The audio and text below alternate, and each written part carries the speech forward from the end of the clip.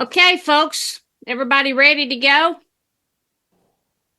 Welcome to the first night of the Washington County Challenge. Before I turn it over to Nita Farmer to do the introductions, just want to do some housekeeping things. When you're not speaking, please mute your device so that we don't have background noise. That would be appreciative, and I know that our speakers would appreciate that as well. As you notice from Nita's emails to you and on the guidelines, if something happens and you drop your internet service or what have you, please notify one of the team members as soon as possible to let us know what's going on so that we don't mark you as absent or tardy. And if there's something you need, just let me know. And that's it. So welcome. I can't believe it's our 11th annual, but Nita, I'm going to turn it over to you. Are you ready? Red Rover, just come right on over. You're muted.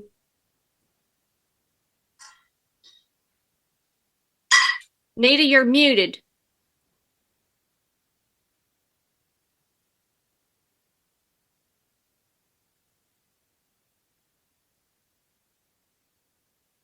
Okay, now try it.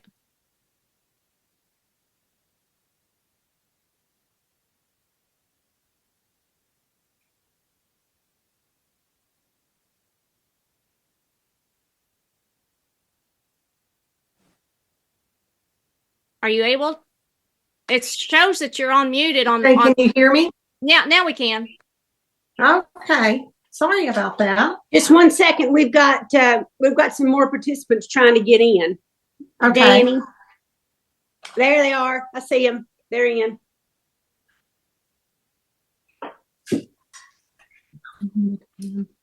Okay. And where did Nita go? Tanya, did you make her mad? Can you hear me? Now I can. Okay. Sorry about that. Welcome, everyone. We're certainly glad to have you tonight. We're real excited. Our 11th annual Washington County Business Challenge competition. So thank you for being here tonight. I'd like to introduce our participants at this time. Hey, hang on. I'm sorry to interrupt, but I have one more person, Megan Munchie, who is trying to get in. Do you all see her on the back end anywhere, Sandy?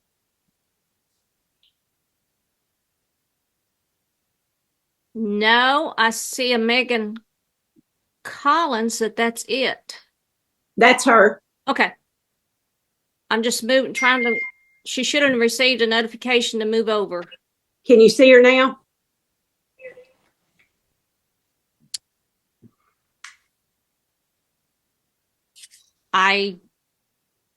She should be coming over. She should be here.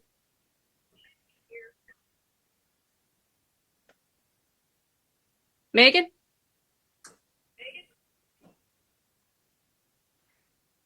Well, she's no longer over on the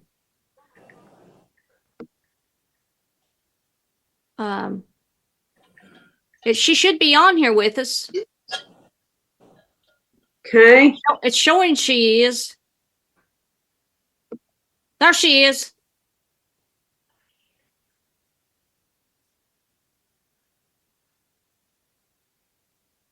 You see her? Yep. All right. Okay, Nita. Maybe this time. And you're muted again. Okay, Tanya, you going to call me off again? Oh, nope. I'm going to be quiet this time. I think my phone hasn't dinged in like 3 seconds. I think we're good to go.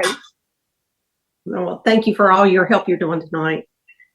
I'm going to call your name. I'm going to let you talk about your business and everything. And if you've got someone else that's going to be doing the challenge with you, just you can call on them. And if I mispronounce your name, please let me know. Mariah Flowers.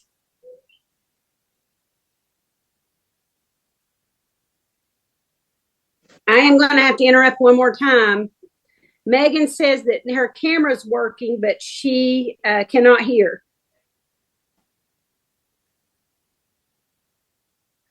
Can she connect on a phone?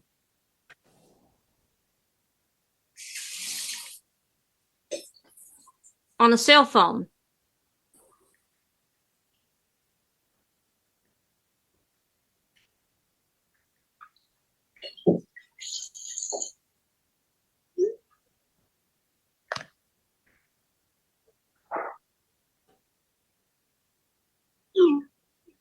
She's going to try.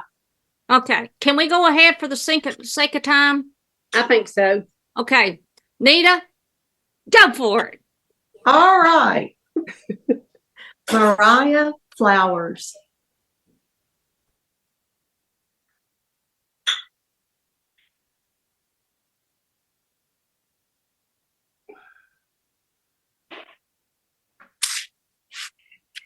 Do we need to come back to Mariah?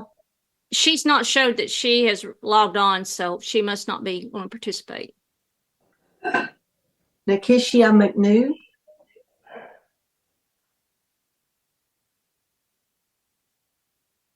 Hey, that's me.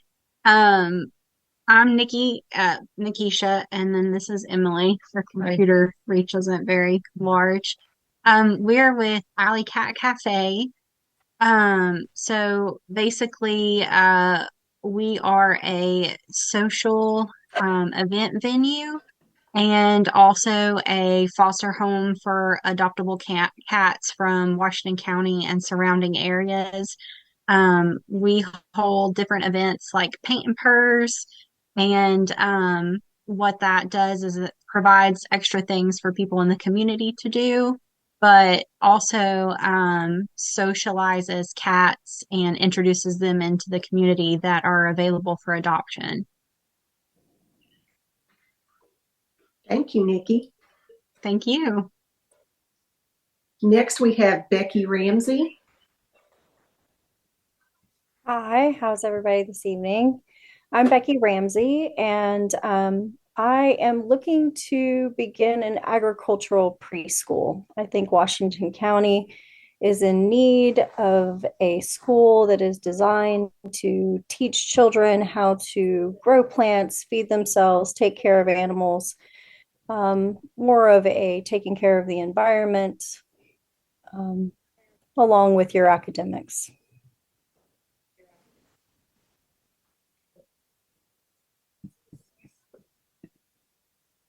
Thank you, Becky. Next, we have Janet Meadows.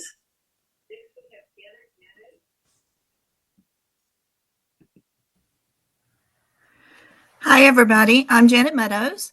I own Mendota Expeditions, and basically it's river tubing on the North Fork of the Holston River near Mendota. This will be my 4th year in operation, and we host teacher conferences and large groups to go tubing.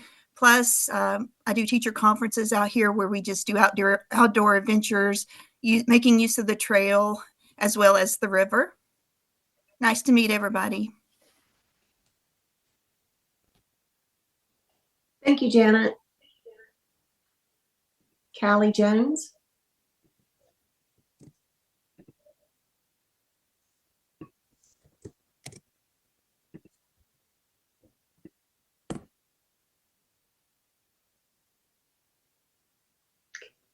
Callie not on? She's on. She's talking, but Callie, you're going to have to use your phone because we cannot hear you. You're muted. If you can go to your screen and go up to that view and click on just yourself, you might be able to find that on the bottom left-hand side there's a mute button and a stop video button. And if you could click on that mute button and unmute yourself, that would be great.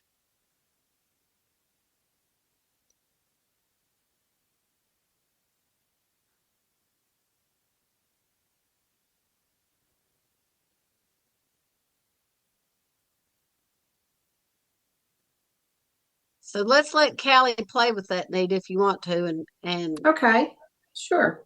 move on. Next, we have Cassidy Case. Hi, everyone. So what we want to do, this is Gabriel Hunsaker.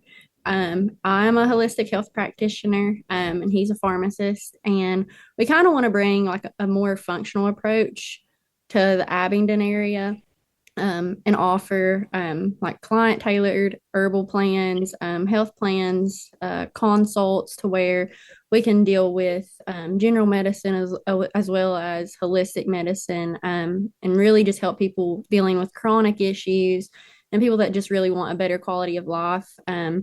As well as do like workshops so people can kind of take a hold of their own health by themselves too and be a part of it rather than just getting their medicines and taking it. They can really see what's kind of going on. Cassidy, can you tell me the name of your business again? I'm sorry. Holistically healthy. Holistically. Thank you. Thank you, Cassidy. Thank you. Thank you. Next, we have Amy Lunsford. Hi, can you hear me? Yes. Okay, great.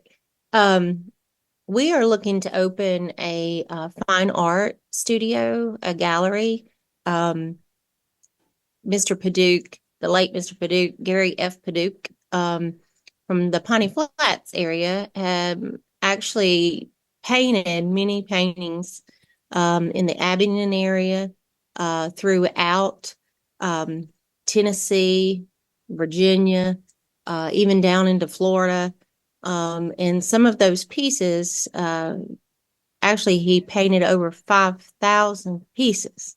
And they're art from all different spectrums. There's fine art in colors and fine art in pen and ink. It's a very, I had never seen art this way until I actually viewed his art about 4 months ago. And he passed so quickly that he wasn't able to enjoy a gallery, and he always wanted one. So his son and I, who we are engaged and have a wedding to plan very soon, decided that it was time to show his art. And that art, we've developed a collection, a category of different styles of painting. We look to accomplish, to educate students, not only from primary to elementary to high school to college, but to work and network, to allow them to see the different eras of when he painted and how he painted. And we were fortunate that he wrote 7 books in his journey.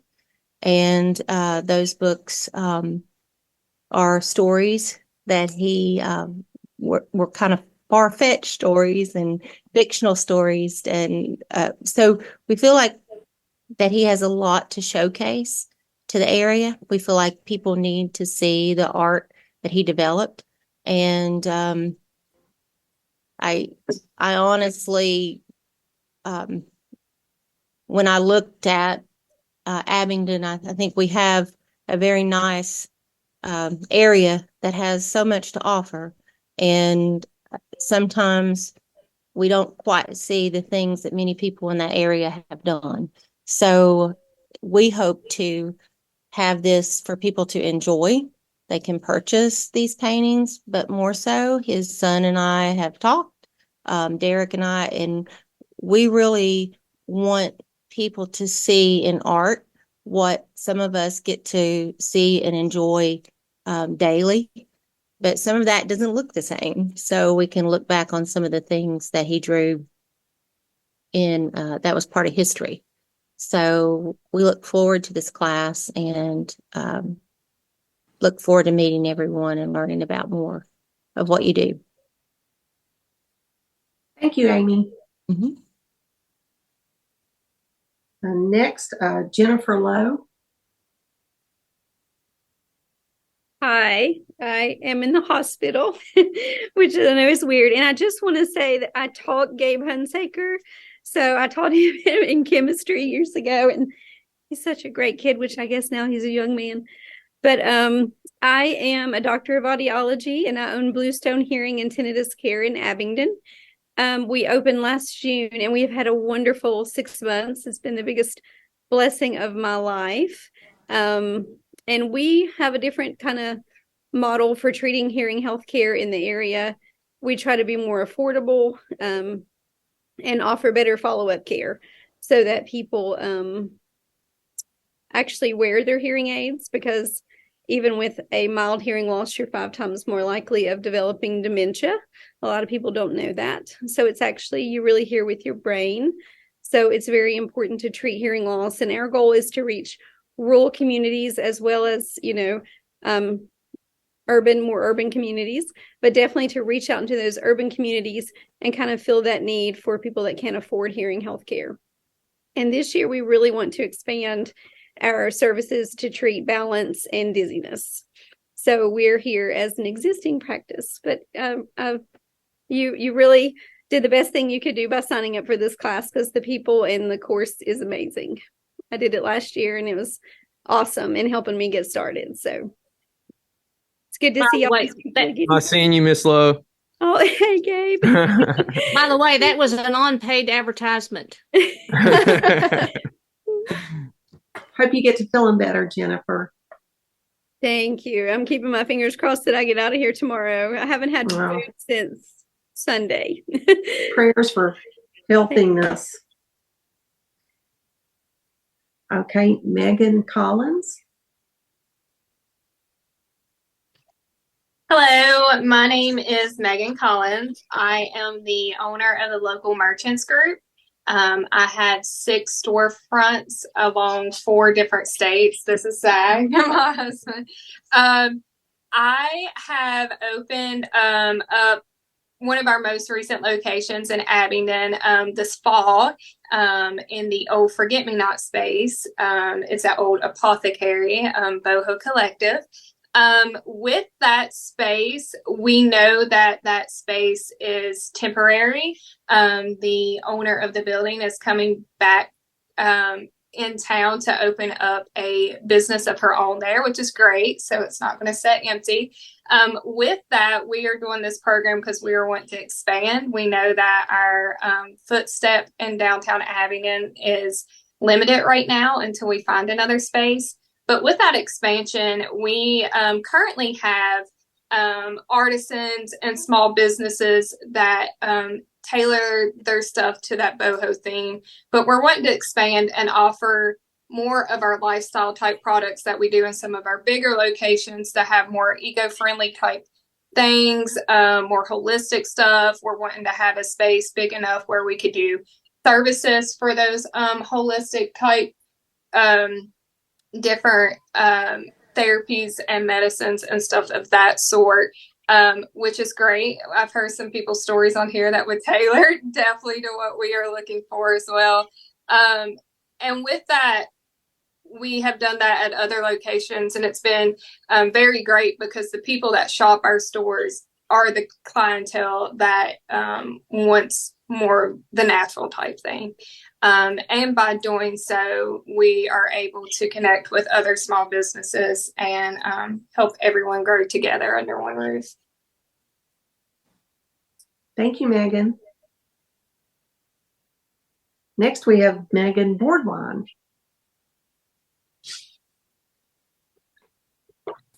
Hi, can you hear me? Yes. Okay, good. So I'm Megan Boardwine. I opened the bookseller with my husband at the very end of May of this year. This past year. We are a small used bookstore. The goal, we do have a few local authors as well that are new, and the goal is to expand that to have a really broad section of new books about the region, about Abingdon, local authors in Washington County. We also do literary events for the community, like writing workshops. We want to do poetry nights, book signings, So yeah, we're trying to be as green as possible with our used aspect, and yeah, so that's our business. Thank you, Megan.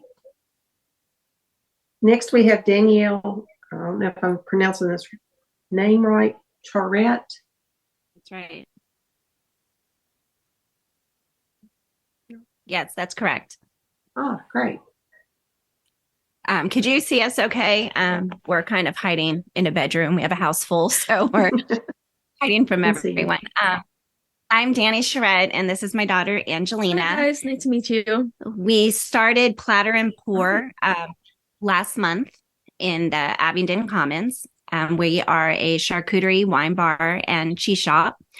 We focus on specialized meats and cheeses that you really can't find anywhere else. Maybe one or two you may be able to find somewhere. Other than that, most of our products are either imported or they're from local dairy farmers. Even our salamis and meats are from the Appalachian area. We are looking to expand. We hope to actually franchise this. So we do have really big plans, and we'd love to be able to do this and Abingdon be its home. So so far things are going well because we are a new business. We will be adding to our menu in the coming months, but we learned don't open a business during winter because January is a very slow month. We've also been working to implement a few other local resources as well. For example, on our build your own charcuterie boards, we typically do honeycomb, for example. We've been working with people who specialize in honey farming as well to do some more local imports and stuff like that. That way we're helping not just the people who work with us, but also the other local people who might not have their name out there yet. So we can also help local farmers and local produce people actually get their name out there and just have people enjoy their products as well. So,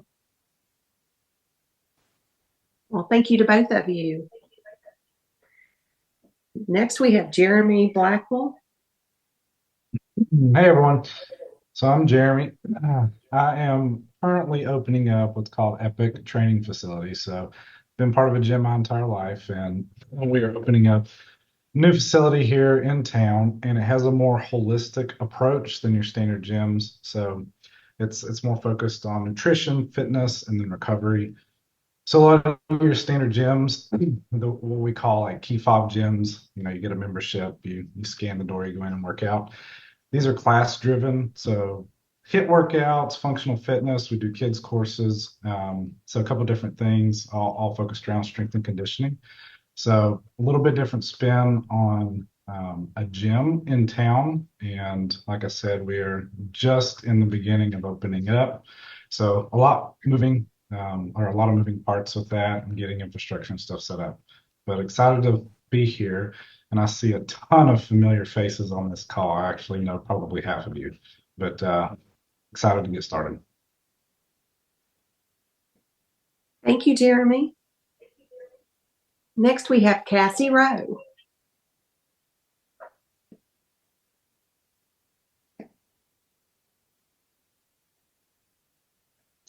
Can you hear me? Okay. I can hear you. Oh my gosh, I'm sideways. I don't know I'm not technology savvy, sorry. So I'm Cassie Rowe. I am a co-owner of Shaked. I'm sure some of you have probably heard of us. We do the Couture milkshakes and the mega giant cookies, and we do all of our baked goods. We are, 8 months old now, 9 months old. We just opened in May. So we are competing as a new business. And so what can I tell you about us? Come and visit. We've got lots of goodies all the time. The menu is different every week. We're starting to do Valentine's Day deliveries. We do a lot of corporate orders. So we're working currently on a local dentist office in town, ordered 1,600 cookies from us. So that's exciting. That's a big deal for us. But that's a little bit about Shaked. Thank you, Cassie. Next, we have Scott Rowe. Hello, everybody. My name is Scott Rowe. Is it coming up? Yeah. I am working on opening a Touch of Grace. It's going to be an inspirational store. It's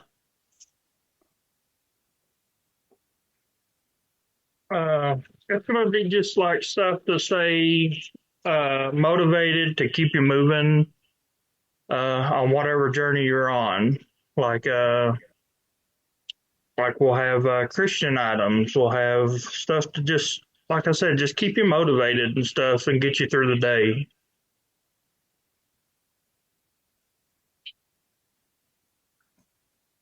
Thank you, Scott. Next, we have John Wood.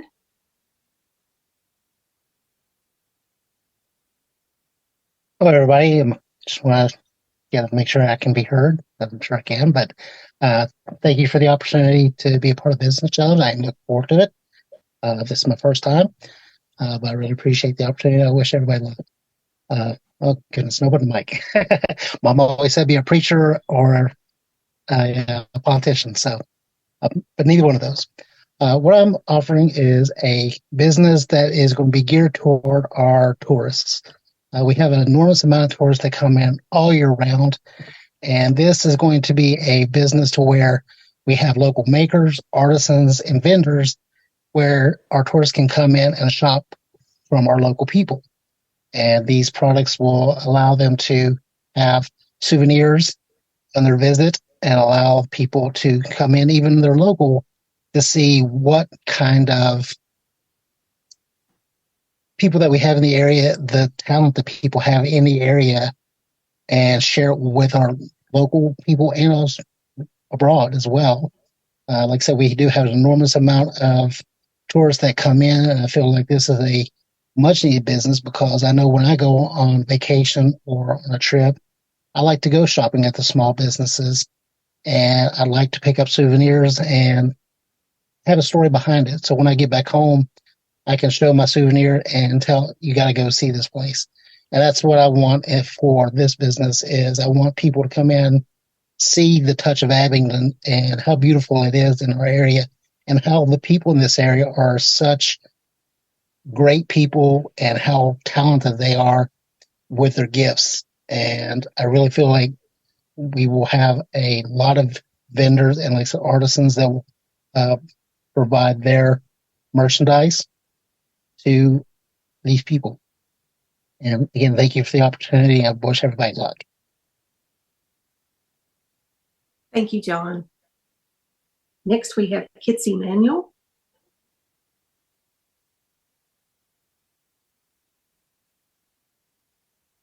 Okay. Good afternoon or evening, everybody. I'm Kitsy. I own Love and Light Specialty Boutique. We are located on Main Street of Abingdon, going on 4 years now.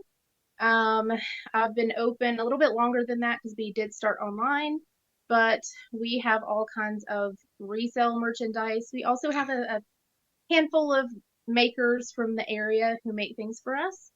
And I'm excited to participate again this year.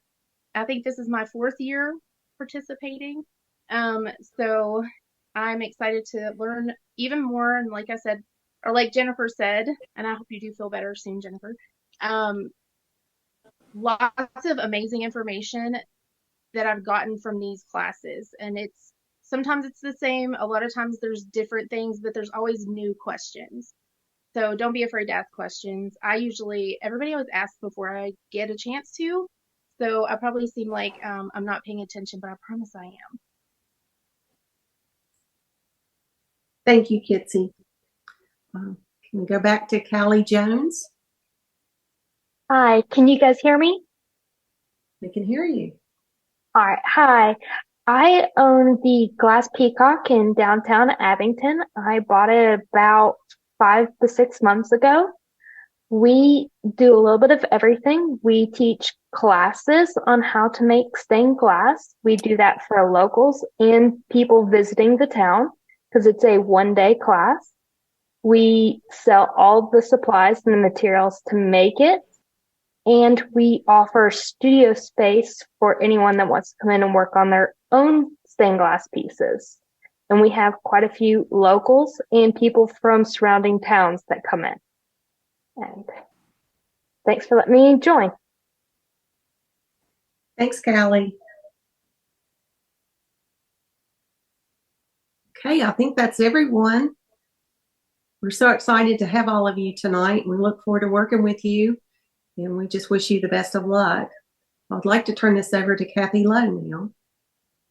Okay, something just happened to my, there you go. So I am Kathy Lowe. I'm the Executive Director of Virginia Highlands Small Business Incubator. This brainchild was created by me, Sandy, Nita, Tanya in 2014, and we're going strong, and we're proud of our all of our contestants. And so I see Gary's on here. I'm not going to talk a whole lot more about myself. And Sandy and Nita and Tanya, do you want to introduce yourselves, or Tanya's the only one that hasn't? Right. I am Tanya Triplett. I work for the town of Abingdon in economic development and tourism. So my office is located in the great big 2-story brick house sitting right on the corner of Cummings and Main. We offer visitor services there. So for those of you who have a business for tourism, we have some free space for 4x9 rack cards to help promote your business. We publish a visitor guide. We publish maps for the Creeper Trail. We publish historic walking tour brochures. We publish a shopping and dining map that is a tear-off map that you can have in your business. And we hope to have those all over town. And all of the shopping opportunities are listed on one side, and on the other side is dining and lodging opportunities. So that way a tourist can come in. We can circle recommendations and tell them where they want to go depending on their interest or their taste buds. So lots of services available for you all there at the Visitor Center. We do a few community events throughout the year as well. So we have something called the Festival of Trees, and businesses have the opportunity to decorate a Christmas tree either on our lawn or inside of the house. And then we collect things for different organizations. This year we collected personal hygiene items for United Way. We collected cat food for Washington County Animal Defense League, and we collected dog items for Happy Tails Pet Rescue. So we had 21 businesses and organizations come to our locality, and they decorated these trees. And from about mid-November until the end of December, we collected about 2,200 items. So last Wednesday, we invited all the folks back in who decorated a tree, and we invited the organizations who are receiving the donations to come in, and we helped everybody load their things up. So we are primarily a visitor center, but we do a lot of things for the community as well to get the community involved, because as you all know, what is good for a visitor is also great for the quality of life for a citizen. So we want everyone to know all about Abingdon and your businesses and all the things going on in town. So just let me know if you need anything. And Sandy has one more thing she wants to say. Yeah, I just wanted to mention when I introduced myself, by the way, Sandy Rowland. You probably remember I was with Virginia Community Capital. Well, we're the same organization, but we changed our name in October because Virginia Community Capital kept us kind of in Virginia. And so we're wanting to spread out to other states to provide lending, investing, and community solutions. So I just wanted to let you know that I'm not job hopping. I'm still in the same place. But that's what we're doing. And Kathy, it's all yours. It is all mine. So let's turn to your hymnal on page 1, please. I'm going to try to go through these so that Gary can get started. So these are the guidelines that you signed your application and said you read and would adhere to. And we always like to go through these pretty quickly. And Sandy can share these. They're in PowerPoint. She can share them with you. So, your for-profit business must be located in Washington County, the town of Abingdon, the town of Glade Spring, or Damascus. And the important part is zoned for business to compete in the challenge. You must create proof of one full-time job, which is considered 32 hours a week. To be qualified to receive the grant, you must show proof of all payment of all business licenses. If you're in the town of Abingdon, Glade, or Damascus, you have to have a business license. Other applicable taxes. If the business is located in Washington County, because you're just starting, you must have a storefront in a zoned for business location or show proof of a signed lease prior to submitting receipts for payment if you are a winner. The exception to the rule is for certified approved agriculture or agritourism business or indoor recreation business. And those still have to be, if they're in Washington County. You know, if you start a business in your house, the zoning administrator of Washington County has to say, yes, this is zoned for agritourism. If you're participating as an existing business, your spouse would qualify as a full-time job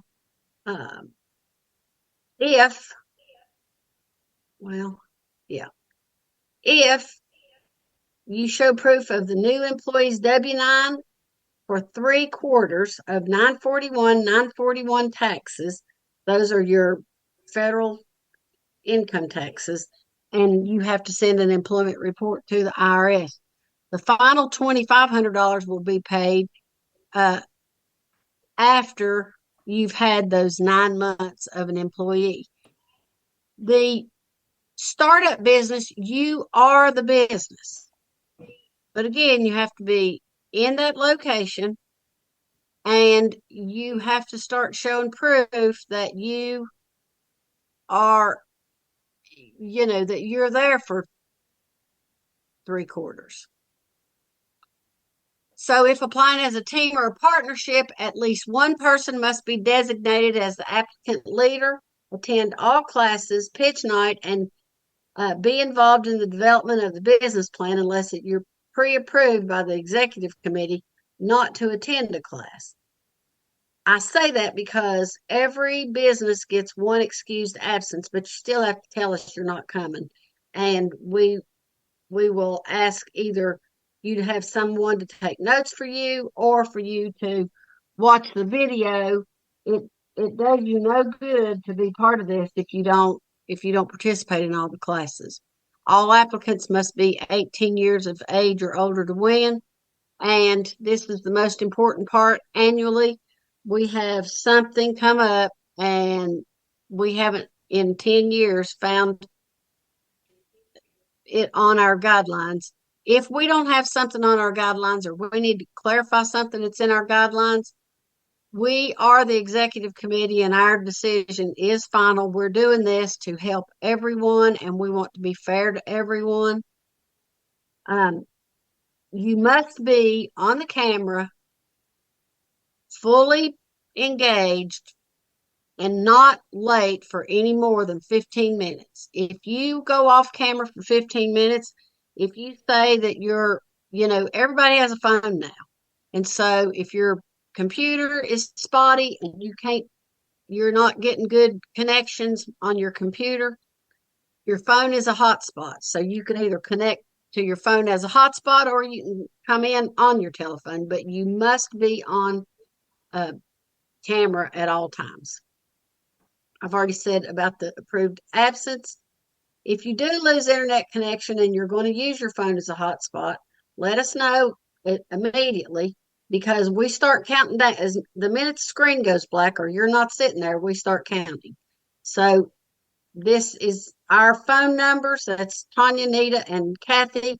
And again, this is in the guidelines, and it is on this PowerPoint. Attendance is mandatory. We have 2 in-person meetings and 4 Zoom classes this year. Next week is the in-person, and it is a great class. It is Ask the Experts.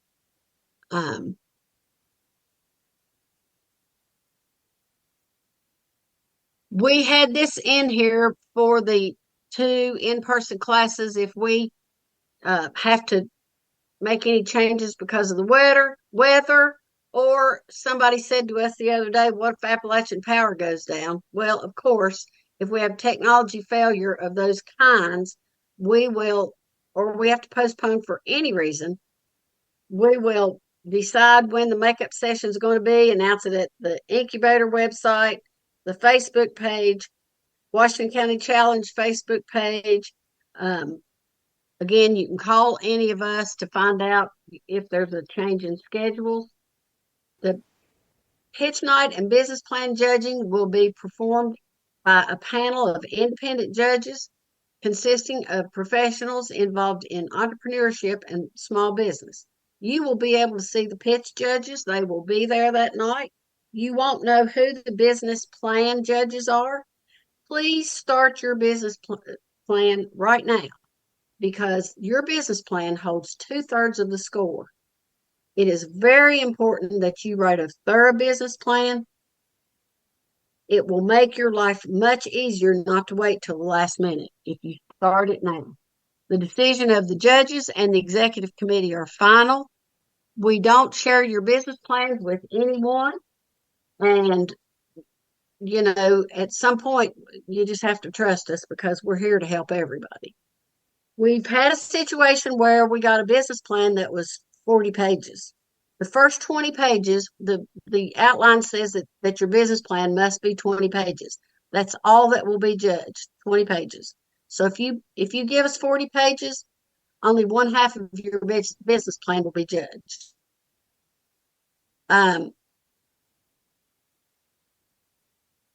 I think it goes without saying that our $5,000 is not all it's going to take to open a small business. So when you do your financial projections, don't project that into your financial projections. It wouldn't be very smart. Electronic version of your business plan must be submitted no later than 5 p.m. on February the 21st to washctybiz@gmail.com. There are no exceptions. We're a little bit lenient on some things, but if you don't have your business plan in at 5 o'clock on February the 21st, it will not be accepted. So, what did I miss? Yeah, there you go. Submitted ideas and plans are protected. In the spirit of non-disclosure, we will not disclose that. However, we have in the past had situations where other organizations wanted to have a pitch or expand on whatever pitch we were doing, and so we'll ask your permission, but we don't share your information unless there's an opportunity. So if you don't want us to share any of your information when an opportunity comes up, please let us know. The Washington County Chamber of Commerce is the fiscal agent of the challenge. However, and this is very important, we've had this happen also, the Chamber of Commerce Board of Directors hold no decision-making power over the business plan challenge decisions. The team is Tanya Triplett, Kathy Lowe, Sandy Ratliff, Nita Farmer, and Jean Gallagher. We are the team that makes the decisions. We are the executive team. I think you all know what the first, second, and third place prizes are. That is for the startup and for an expanding business. As I said, you have to locate a storefront or at least sign a lease that shows that you are putting forth a good faith effort. The first place startup also gets half price rent at the Virginia Highlands Small Business Incubator, and the first and second place winners in both categories receive a 1 year membership in the Chamber of Commerce. The definition, and this has changed over the years, so pay close attention to this. The definition of a startup business is defined as an enterprise that has been in operation for 2 years or less. The length of time in business is determined by the date the business is started or had its first sale. By the time you get to pitch night, if your business is going to be more than 2 years old, please change your business category because you will be disqualified. So if your business category is older than 2 years, the night of pitch night, please change your category. Again, if there's a question, the executive committee will make a determination. The winners receive in-kind services from John Martin at Penn Stewart, Alexander Veach at Letterpress Communications, and Mike Spiegler at Spiegler Blevins. You must contact them within 30 days of winning so that they can get started setting up your services. They will not give you the services that are in the guidelines if you don't contact them in 30 days and follow their timeline. They're very busy people and they're happy to help, but they cannot do last minute, oh, I need this. If you don't contact them in 30 days, you have forfeited the prize. Each challenge winner is required to meet at least monthly with an approved mentor that's in your packet to share information, go over the books for at least a minimum of 6 months. Disbursements of funds require 2 weeks notice. So if you take NETA after those 6 months, if you take NETA receipts, then she's got 2 weeks to be able to, write that check. It requires 2 signatures. But again, your business has to be in business for 9 months to start, to get the full benefit of the awards. And I think I just said this, the startup owner is the job and the third quarter timeline applies. The job creation must be continuous. You cannot hire somebody, then lay them off, then hire them, then pay them a 1099. You just can't do that. So the goal of all these communities that have given this money is to start businesses in their communities. And so it's not that we're being hard to get along with, but we're here to start businesses.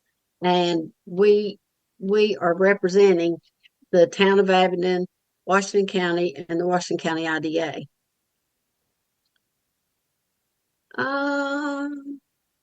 You may compete annually until you have won a first place award.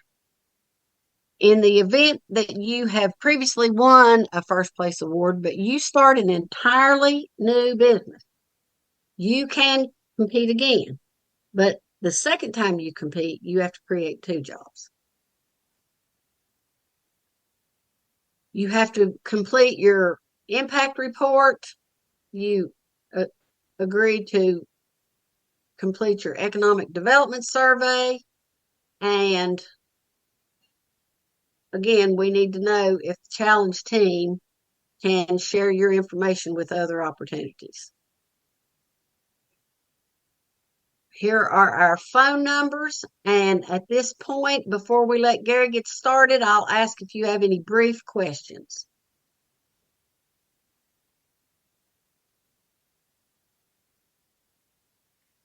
Hearing none, I'm going to introduce to you one of our favorite presenters, Gary McGeough. Oh, Megan Collins has a question. Right now, for instance, I have 4 part-time employees at this current time. Would I need to add an additional one, or as long as I keep the 4 I have, is that fine? That we've had that question before, and what we have determined is that if you on a regular basis employ 2 part-times, we have accepted that as 1 full-time job. Okay. Now they have to be the same part-times. You can't say, Susie, you work part-time this month, and Sally, you work part-time the next month, and Joey, you work part-time next month. It has to be the same 2 people that are your part-time people to be considered 1 job. Okay. Anybody else? Okay, so in order to move this along, I'm going to introduce you again to one of our favorite presenters, Gary McGeough. Gary comes to us from California, I believe, is where he originally came from. He now lives in Bristol and he works with the Bristol Chamber of Commerce. Gary is going to talk to you about business plans. He is an expert on owning your own business and being an entrepreneur. And I'm not going to belabor the introduction. I'll give you Gary McGeough. Thank you. Tanya, I'm hoping that was coffee and not something else in the cup you just were sipping out of. Decaf, Gary, decaf. Decaf, there you go. Well, I just wanted to open up and say hello to Tanya. I haven't seen her in a long time. Nita, I haven't seen you in a while. Kathy and Sandy, I saw last week. So good to see you folks again. All right, I'm going to share my screen. We're going to get started right away in the interest of time. Let's see. There it is. And Gary, while you're bringing that up, I just want to let everybody know after tonight's session, Anita will probably send you a link, to the video, but also to a link. I've created a folder in Dropbox that you have access to that you can find all the presentations and a lot of templates and resources that will be throughout the session. So just wanted to share that. Thank you. Okay, I'm going to get started. Let's see here. First, I want to start out with some reference material. This is the address of the regional small business development centers. They are helpers to people who want to start a business. They're very well informed. They have a lot of experience, and they're free. And at this point, I should tell you that I can give you some guidance. The Bristol Chamber doesn't charge for any of this. There's other people in the region. There's schools. There's chambers of commerce. There's all kinds of things that are going on. There's tons of help out there for you to develop your business plan and to help you with your business. You should know that, and there's no reason for you not to get some assistance. It's all basically free. All right, I'm going to welcome you. We're going to talk about a business plan. We're going to talk about the elements of the business plan and some strategies and some financial information. You will be going through a series of classes, all of which are going to be very good classes, and you are going to learn a lot of stuff. Whether you win or lose any of the funding, you're still going to come out the other end with a lot more knowledge than you went in. Tonight, we're gonna be exposing you to basically an information overload. Sandy, I thought about this thing this morning. I woke up this morning first thing, and there was a huge pine tree that had fallen down into my yard and broken my fence and did all kinds of stuff. And I thought, how in the heck am I going to clean this thing up? And I immediately thought about how we do our business plans, and I'm going to do it one bite at a time. So when you're talking about your business plan, we're going to be talking about a lot of information. I'm going to be asking a lot of questions. None of this is difficult. You may have to do some research and find out some answers, but none of it's difficult. You just take it one step at a time. I'll also tell you in the textbooks, there's 1,000 textbooks in the library. They're all going to tell you the same thing, the basic outline of a business plan we're going to discuss tonight. The various business plan books will tell you how to do the same thing, but they tell you in different ways. Some are marketing oriented, some are manufacturing oriented, but they basically tell you the same thing. Just to give you a background, that's what I did in my business for 10 years. I was in California when I did it, although I've lived all over the country. Down below, you see the bottom. This was my store here. It's not any longer, of course, but it was then. I was lucky enough to find a location in a business park on the front row of a business park as opposed to a plaza. And I differentiate that because the difference between where I was, even though I was on a main street, and getting into a plaza was about $1,500 a month. So it made major sense to me to go into the business complex rather than a strip center. Anyway, that's what I did. I was the distributor in Orange County, California. I purchased the bed mechanisms, and initially I purchased the cabinetry, but then later on I found out after I got into business, as you will find out yourselves, there's different ways of doing things, and I could get custom cabinetry built for the cost of standard low quality cabinetry. So I elected to buy the mechanisms and make the cabinetry. Okay, the rewards you get are financial security and independence. Satisfaction is a big deal. Those of you who are doing this, satisfaction is going to be a big factor in your decisions here. And you need to differentiate whether you're creating a business or you're creating a job. In my case, I thought I was creating a business, but it turned out to be a mom and pop kind of thing. So we really created ourselves a job with a couple of helpers as our technicians. We don't want to discourage you, but we need to raise a flag here. These are hardcore statistics that come from all different places. Different organizations may have a percentage or two different in their calculations, but about 79% of small business don't survive the first year. That means 21% do. 50% fail in the first 5 years, 70% fail in 10 years. 82% that failed cite low cash flow. Well, what is low cash flow? I don't have any customers. They're not bringing me any cash. So you need to be aware. We're just sending up a flare telling you, don't be discouraged, but you got to understand what's going on. And then last week, or maybe 2 weeks ago, the National Taxpayers Association at the national desk was reporting that there was a 30% increase in small business bankruptcy last year. Now, there's a lot of factors in there. There's interest rates, there's Bidenomics, there's supply chain, there's all kinds of things going on there. But you need to understand that this is not going to be something that you're not going to have to work at. And those of you who are already in business, you know the issues. Okay, I'll give you some tools to succeed.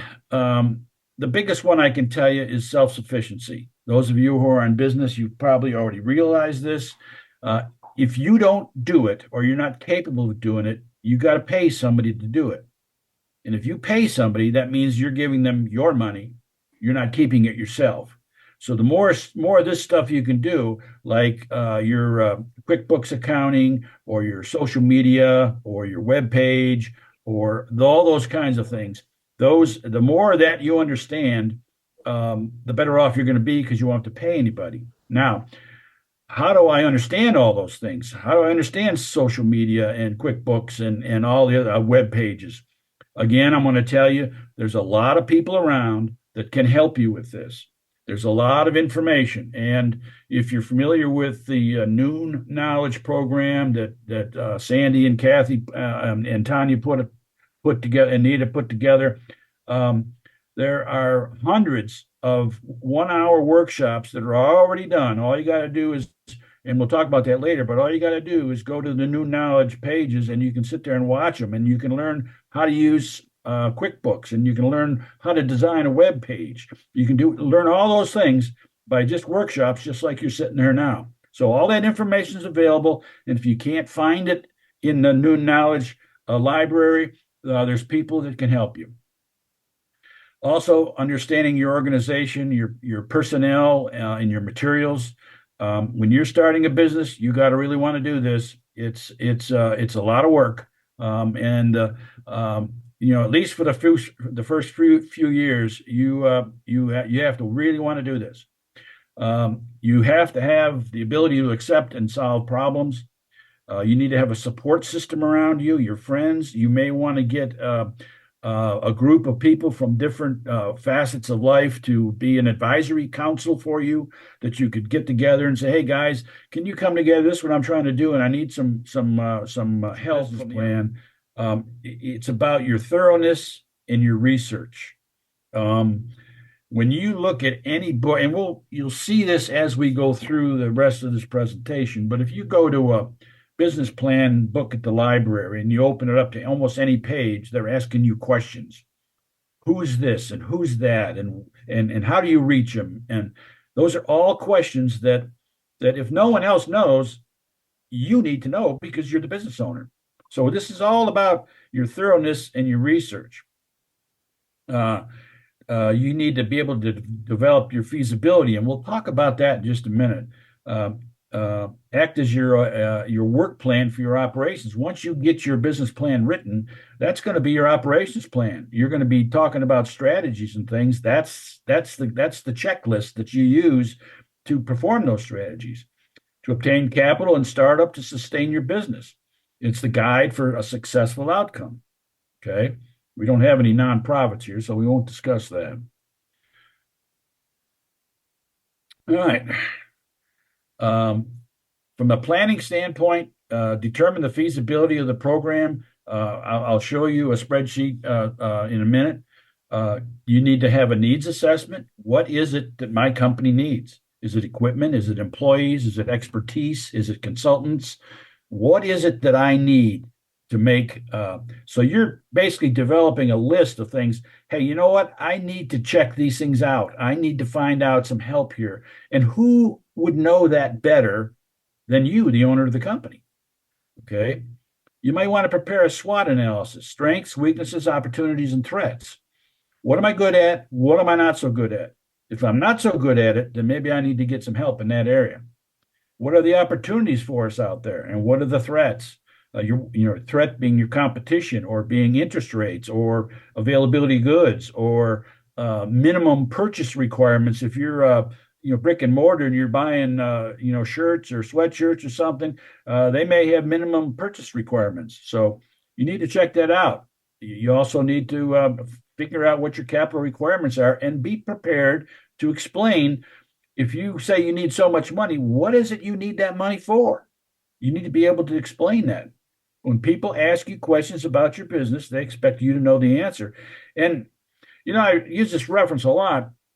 We all go to a lot of meetings. We all sit down for an hour, or whether it's a church, or whether it's business, or whether it's a school meeting, and you sit for an hour and you get up and you walk out of the meeting and you say, "What's that all about? I didn't learn a thing from that. I mean, I could do a better presentation than that guy." That's not what people who read your business plan want to say. They want to know that you're prepared and that you've spent the time and you've done the research. Okay. You've got to, this is your shot. So you've got to, and it's not only a shot for winning an award, but it's a shot for making your business a success.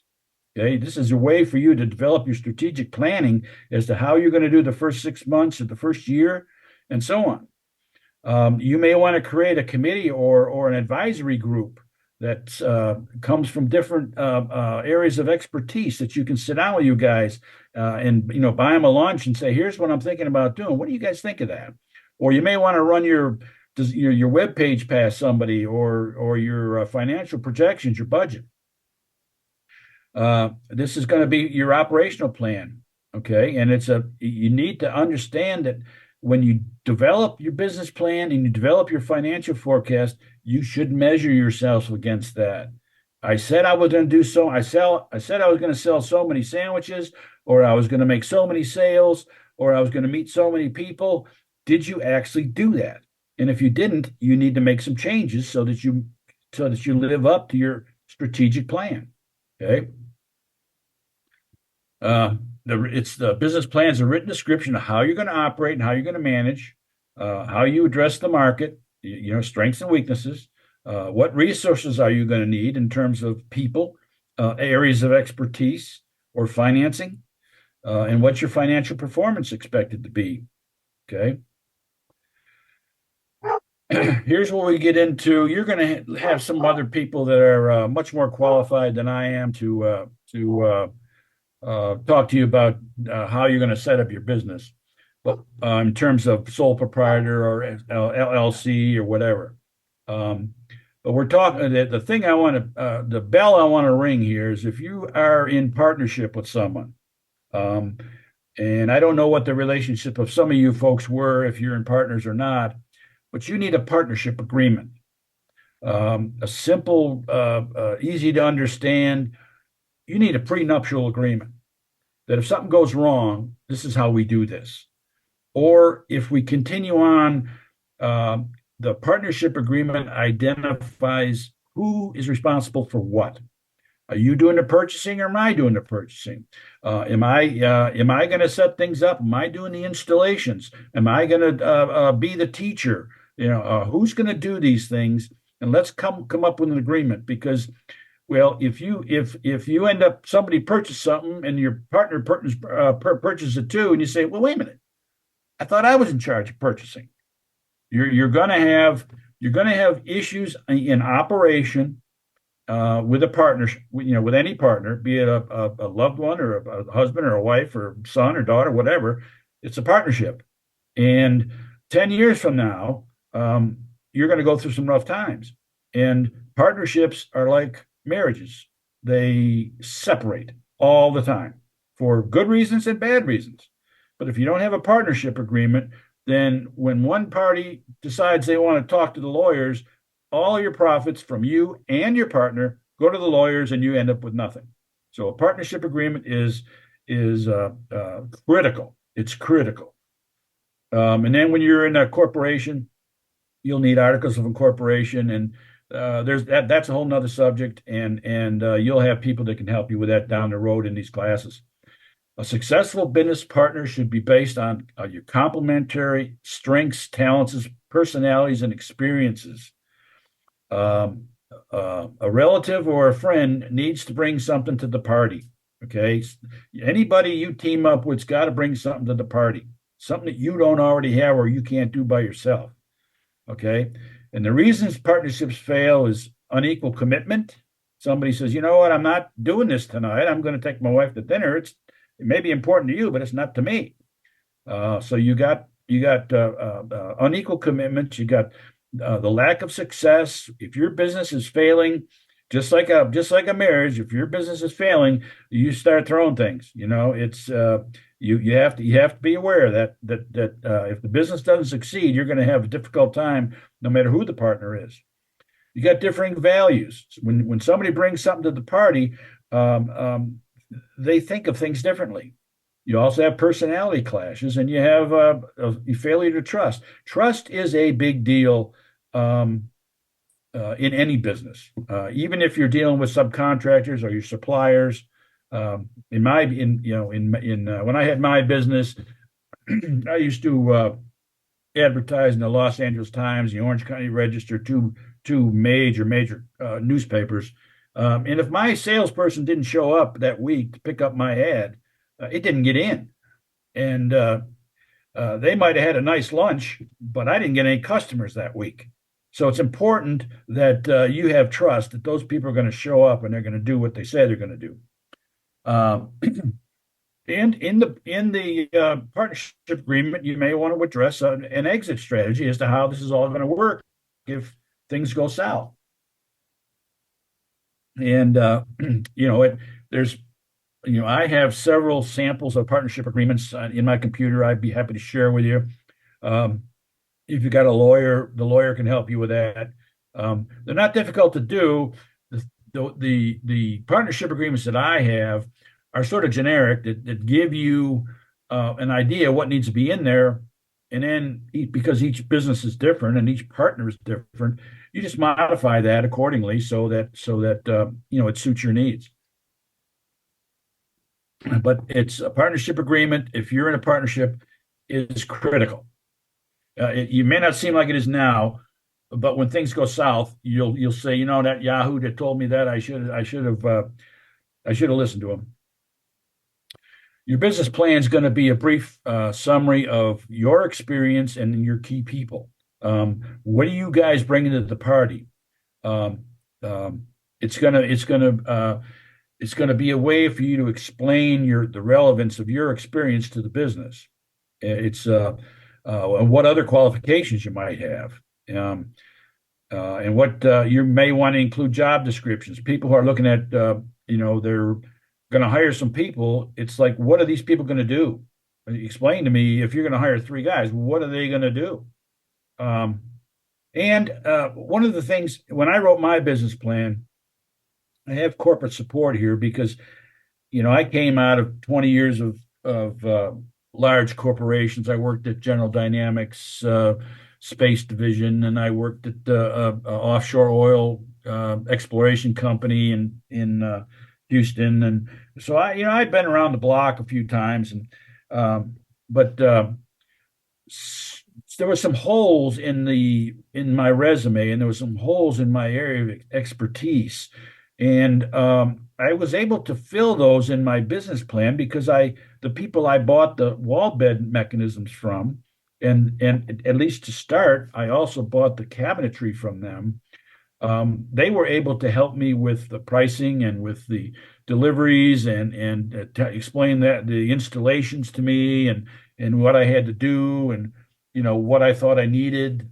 They were because they had been in business for I don't know 50 years by then, but so I used their corporate experience to fill any gaps that I had. And you can do the same thing with your salespeople or your attorney or your accountant. There's all kinds of things that you can do to fill those gaps if something's missing, because you need those things. And I'll go back to the slide with the committee on it or the advisory council.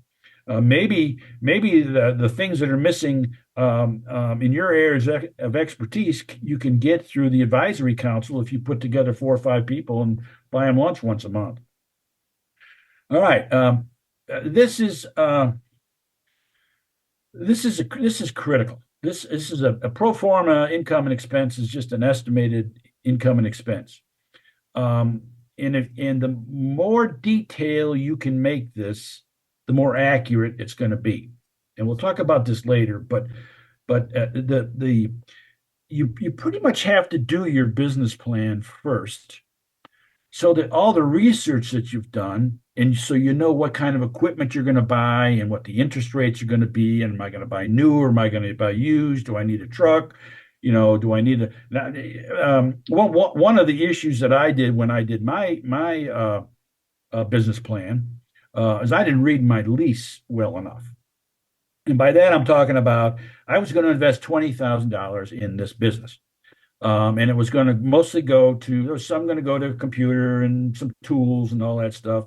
But a lot of it had to do with my showroom and setting up my showroom because, when you go to people and say, I sell wall beds, they go, what the heck is that? And so I had to have a showroom. And so one of the things I thought I would do is get one of those big plastic signs with the metal border around it and the fluorescent lights behind it. And I'd have that on the front of my building. Well, the landlord said, I don't think so. Your lease says you're going to have the same sign as everybody else.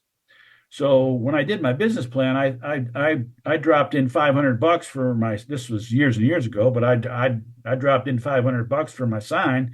Well, it cost me $5,000. And because I couldn't do it any other way, because that's what the landlord said. You're going to have a sign that matches all the rest of the people.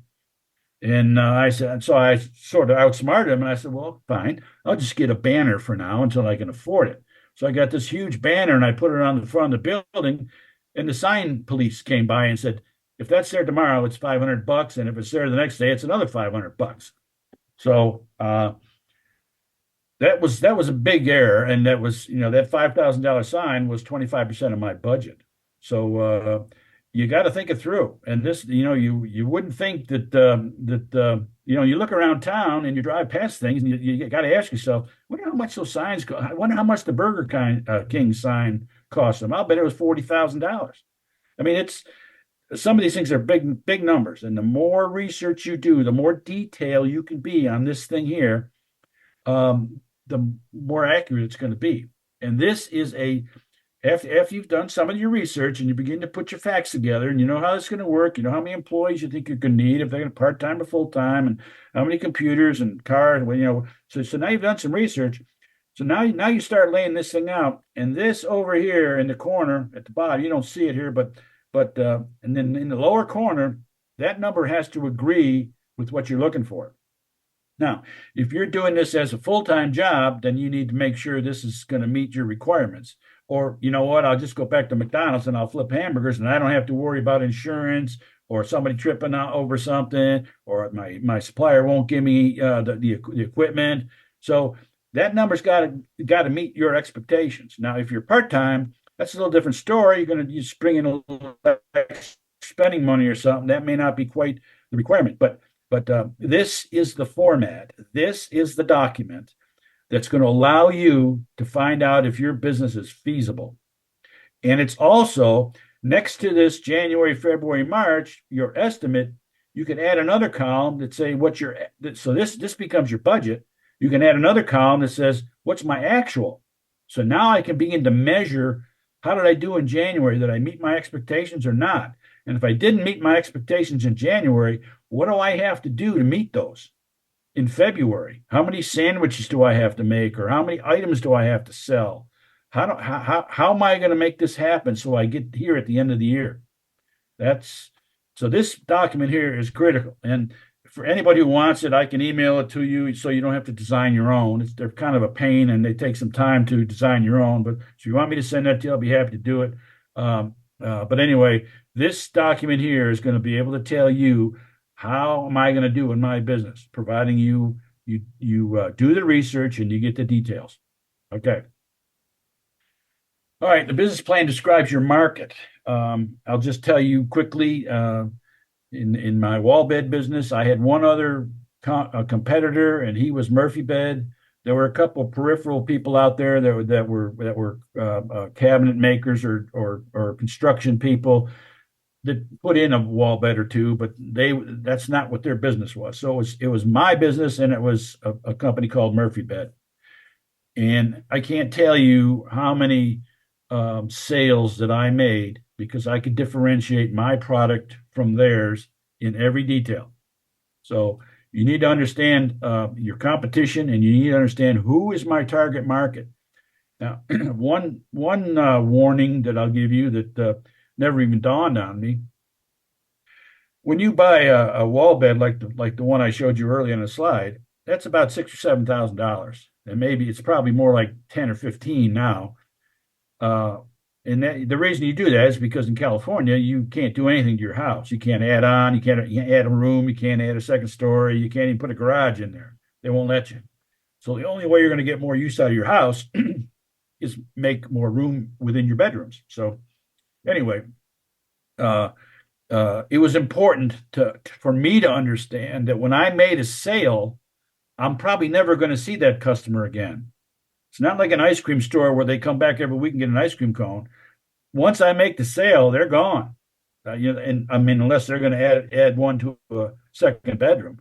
But typically, so you gotta not only do you have to be aware of the time of the year where there sometimes of the year you're busier than others. So you got to plan for that. If you haven't thought about that in your business, you need to think about it.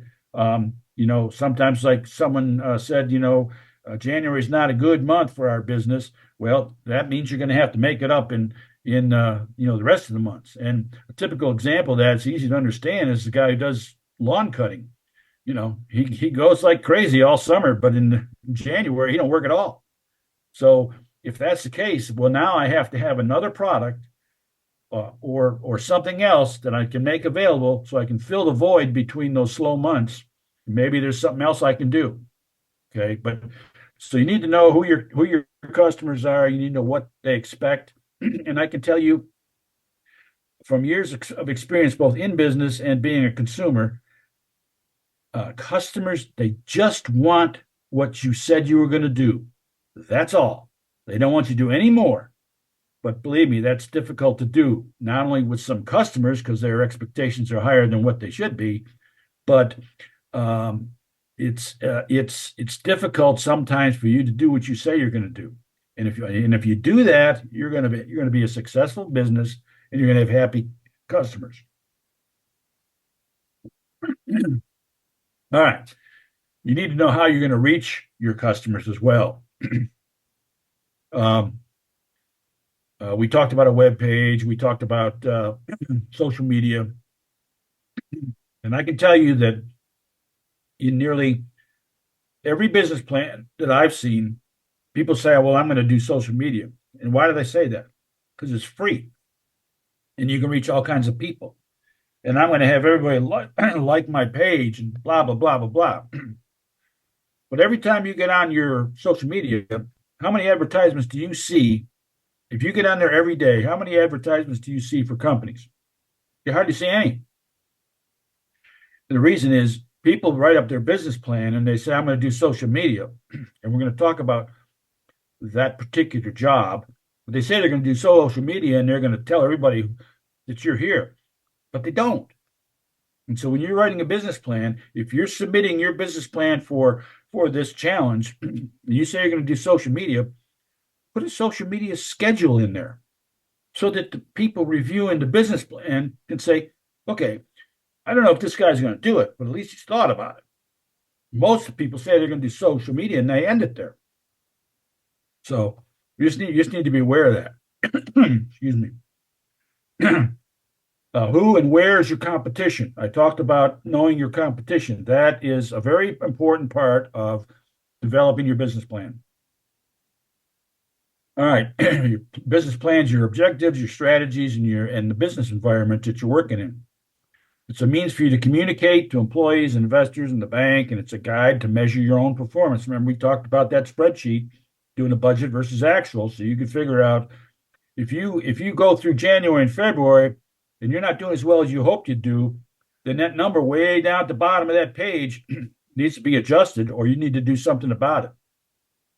That's why measuring your performance, especially your financial performance, is critical. All right, who are your target customers and how are you going to reach them? Who are they? How are they doing? Your competition.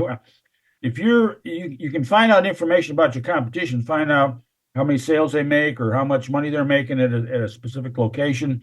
It's important to find that stuff out so you know where you stand. All right. Okay. Now let's talk about the competition. Let's talk about we've kind of scratched the surface here. We're going to take a time out, and this is what I call don't reinvent the wheel. Everybody who is starting a business, there is another business like yours somewhere. If you have to go to Roanoke or you have to go to Asheville or you got to go to Knoxville to look at their business and see what they're doing, find out information about how they're doing it, where they advertise. All you have to do is go ask them. Somebody who's successful and is in another city, so you're not going to be competition, they'll tell you. If somebody came into my store and said, hey, I'm doing a wall bed store in Las Vegas, what can you tell me? They'd have to say, look, okay, I've had enough. It's people who are successful want to tell you about their business. And the things you can ask them about, what kind of accounting system do you use? Where do you advertise? Who supplies you with the product? What's the salesman's name? Do they have a minimum order in terms of quantity or dollar value? How do you handle your shipping? What would you do differently now than when you started your business? These are all ways for you to shortcut your research and your learning. And all you got to do is ask. And if somebody says, well, I'm not telling you all that, then go to the next guy.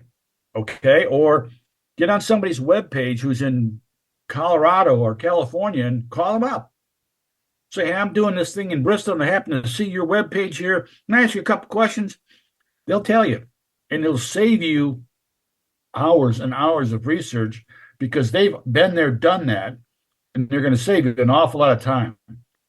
So just keep that in mind, that as part of your process of developing your business plan, you need to go see other companies and ask them these questions. And if they won't tell you, say, okay, sorry to bother you, and move on. But if you don't ask the question, you won't get an answer. Okay? All right, here's the business plan. I like to say this is like chapters of a book. And you are going to have people talking to you about various aspects of this as the weeks go by in your training here. So we'll hit on a few subjects here, and we'll move forward here. Executive summary, if you don't know, is the cover pages of your business plan that say, please read these 2 or 3 pages and tell me if you're interested or not. And so they should provide you a thumbnail overview of what you're trying to do here. Okay. All right. So I said that's 2 or 3 pages summation. You get right to your target readers so they can look at all this stuff and they can say, are we interested in talking to this guy about a business or not? And you can use that same thing for presentations. You can use it for sales pitches. You can give it to your employees and say, here's what I think I want you to say to anybody who walks in the door. It's like a script, and it's going to explain what we do and how we do it. And again, that's normally the last thing that you do because you need to do all your research prior to that. Just like the financial forecast, it requires a lot of answers in this whole composition here. It requires a lot of answers for you to do the financial forecast. All right. What's the business name? What type of business is going to be? What is the reason for you starting this business? Is there a hole in our community that you're going to fill? Is there a need that your business is going to take care of? What business are you in, and what do you stand for? What do you stand for is your business ethics, and when you tell people you're going to do something, you do it. What industry are you in? What are the trends in that industry? What need do you fill? What problem do you solve? I heard somebody say they got all these cats that they're trying to socialize cats, and that's a problem. It's a problem everywhere. Somebody needs to do that, and these folks are doing it. Okay, what are your key success factors for you to feel like you're successful as time goes along? What are those factors? You're going to have to outline those factors in your business plan so you can refer back to them and say, are we meeting our goals? Okay, and what are your goals and objectives? What milestones? When you do a financial forecast like that and you're going January through December, and then you're probably going to have to do 3 years, what are your objectives? What milestone? I'm going to sell 50 submarine sandwiches by the 3rd month. Every day by the 3rd month. What are those milestones? And they're going to be specific to you. What products and services are you going to sell? What do you sell? And it's important for you to figure out who your vendors are, your suppliers, and where you go to get the products. Like I said, when you are starting a business, you go visit other people that are doing the same thing somewhere else. You can find out, for example, if you're talking about your vendors and you have a regional sales guy, you ought to be able to ask that regional sales guy, give me your list of your top 15 products. And he ought to be able to go to his computer and say, here are the 15 products that sell the most. No matter what company I'm dealing with, when I sell these products, these are the top 15 products. Well, why would I carry the 25th through the 30th products? Because I know they're going to sit on my shelf. So you can go to your vendors and say, I need to know more about not just what your products are, but tell me how many I'm going to sell. And they may not be able to tell you the numbers, but they can certainly tell you what are the top 10 products, or top 15 or top 20, whatever you're doing. And you can go to these other companies and say, who are your suppliers? When you buy these things, where do you get it from? Where do you get, when you go to a company who's already in business, where'd you get these clothing racks, or where'd you get the shelving from? Did you get it? Did you find it, a deal somewhere? Did you have to buy it new? Find out if there's minimum order requirements, payment terms. When I started my business, I said, what are the payment terms? They said 30 days. I said, I don't think so. How am I going to sell $20,000 worth of stuff in 30 days? That ain't happening. So we had to negotiate 90 days. So I had 90 days to pay back. So when I bought my products, when I bought my wall bed mechanisms from them, they gave me 90 days to pay it back. And that's more reasonable. So now I got 90 days, I can make some sales, then I can pay the bill. What service do you deliver? And if you deliver a service, you better deliver it, or your reputation is going to be in question. And I can tell you that pricing for me, pricing was very, very difficult. You want to get as much as you can for your product, but you don't want to oversell it.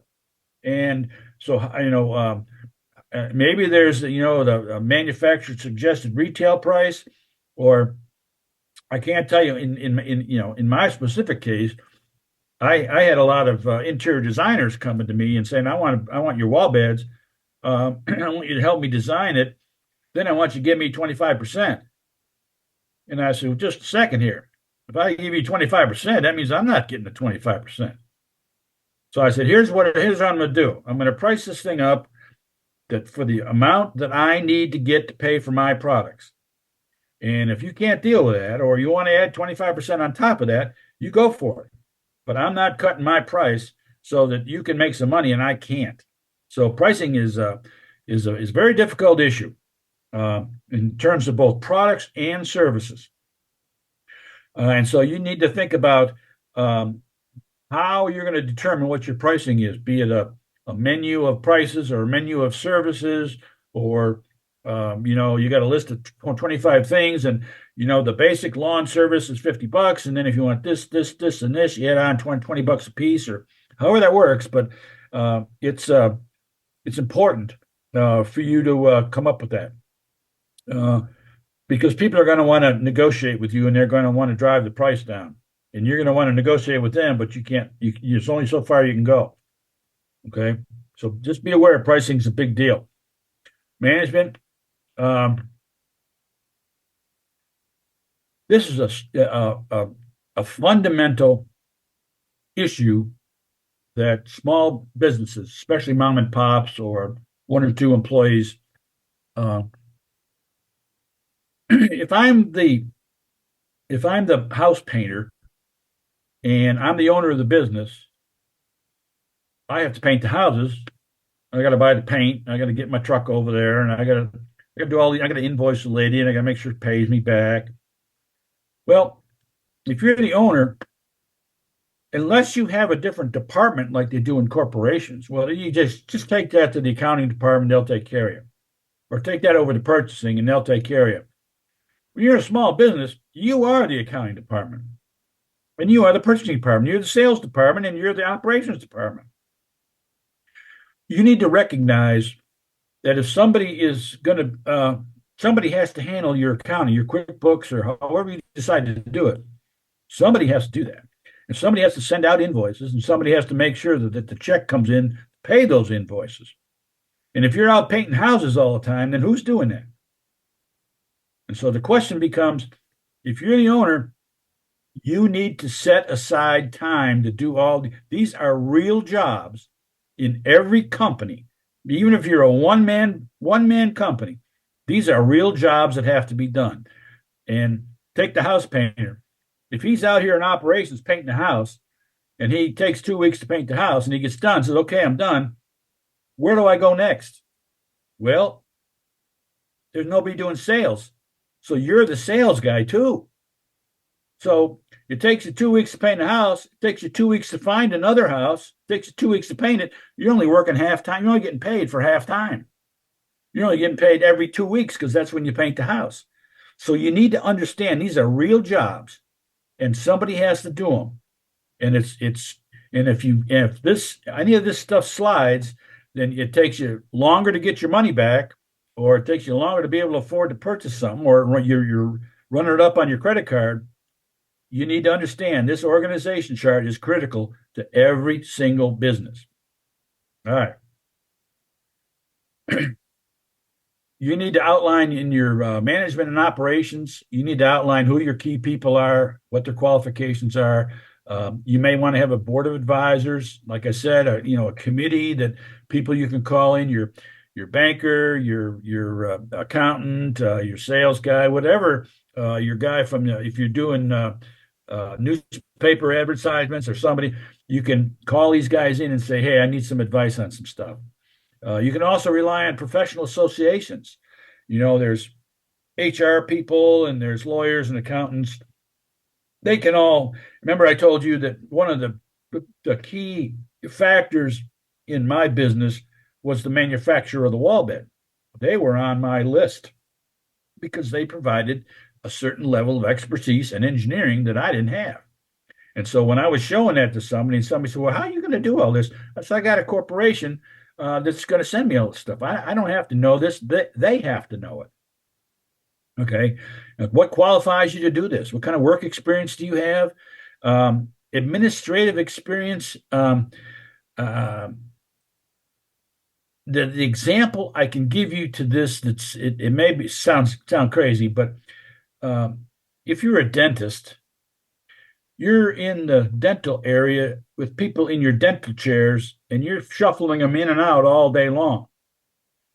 You may be the one performing the service, but you're not the one who makes the money.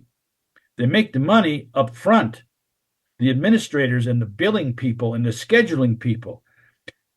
So if you're bringing a expertise to your company, part of your expertise has to be the administrative stuff. So when I'm talking to somebody who wants to start a business and they call and say, hey, I need to sit down and just kick around some ideas, the thing that I tell them is you need to know this. You already know how to cut the lawn or how to paint the house or how to fix the car. You already know that, or you wouldn't be doing this. What you don't know is this is how you make the money. This is how you invoice and you collect. This is how you do the banking. This is how you advertise and get people into your place. So the administrative stuff is critical to any business. Okay. And your outside partnerships that maybe people can help you. I can't tell you how many cabinet shops that I dealt with. When I had an overflow, I'd call the guys up and say, hey, I got some cabinet work for it. And they'd say, send it over. Don't worry about it. So you got to have partnerships outside of your business. Okay. What personnel needs do you need? What legal structure is your company? Your insurance guy is, depending upon your business, that's critical. You need to have insurance. You know how people are nowadays. You hiccup and they're going to sue you. So you need to be prepared. You need to make sure that you talk to your insurance people and get it all together. And again, your accounting system, I can recommend you go to the Noon Knowledge. You can talk to Sandy or Kathy, and they can get you set up with just watching the videos, and they can get you set up with someone who can show you how to do this. There's all kinds of people around that can show you how to do this. Okay, but you need to know because sometimes you can't contract everything. All right, marketing analysis and strategy. Okay,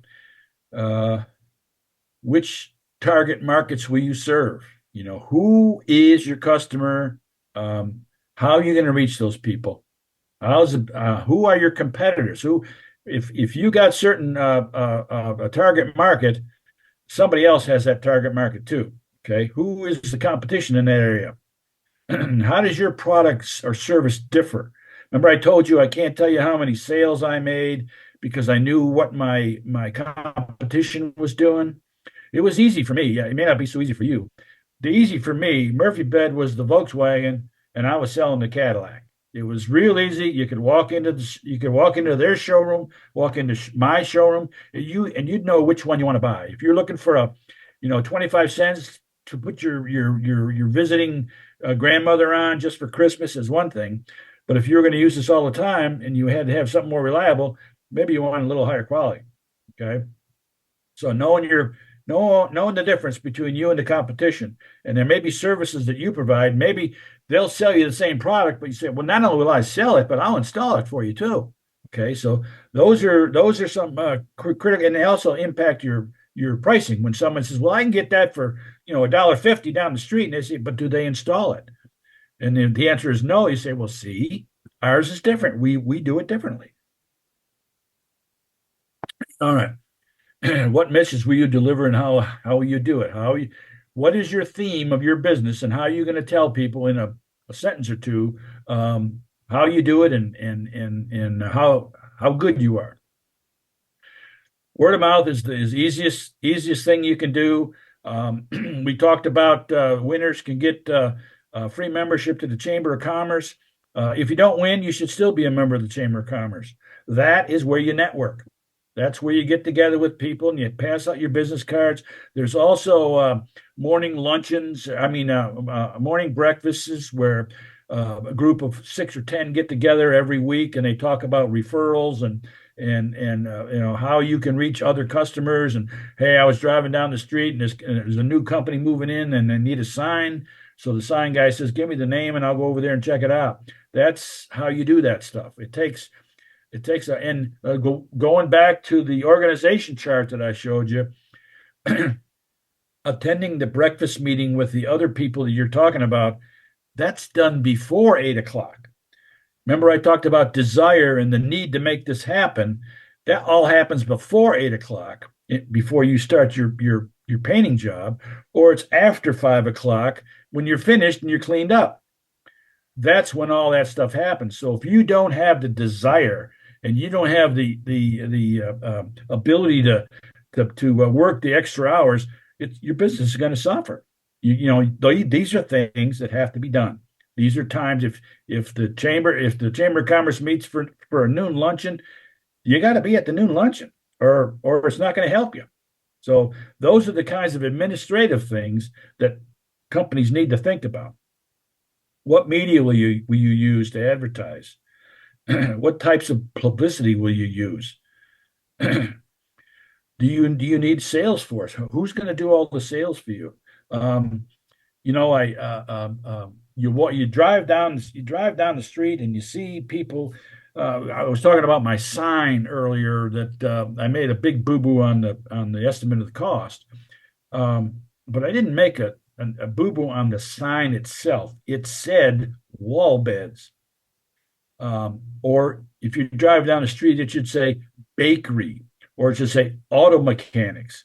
It shouldn't just say Judy's, because when you're driving down the street, how the heck are you going to know what Judy's is? I mean, I saw an advertisement the other day here in Bristol.